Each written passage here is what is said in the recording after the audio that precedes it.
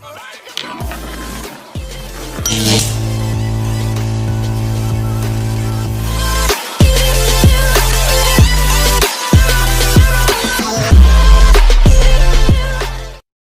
magandang araw po mga cool. Dito naman tayo mga cool ngayon. Magkakuha tayo ng dokumento para sa ating bagong trabaho, no? Honda Fit. So ito po nangyari, ayaw umikot. So tingnan natin ito mga cool. Hindi po, ito po ang nangyari pag hindi makaabot yung carbon bus niya.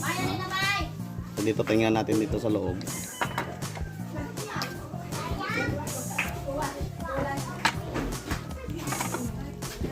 Medyo hindi makita cool. Ayan, oh. So dito na portion, mataas po yung carbon bus niya. Dito hindi nakagalaw. So ang gagawin natin mga cool, tanggalin natin itong screw bolt na to para magalaw natin yung carbon bus niya po. Yan po ang nangyari kasi ayaw po gumalaw yung ating power window. Ito lang gagawin natin mga cool. So alinisin muna natin to, tapos tanggalin natin yung ito sa loob, no? Ito na portion.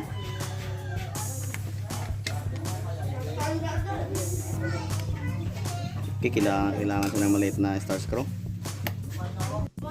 Okay mga cool, gumawa tayo ng carbon bus, no? So dito sa amin wala pong kasing nagtitinda nito. So ang ginawa namin, yung carbon bus sa alternator, no? Sa kiliran yung one. Ito po yung ginawa namin. So ito na po yun. Ayan. Ito po. So ibabalik natin yung mga cool. Tapos linisin natin ito, ito na mga cool, ibabalik ko na.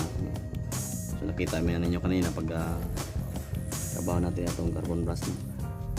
So ibabalik ko na dito yung kanyang thread. Ayan.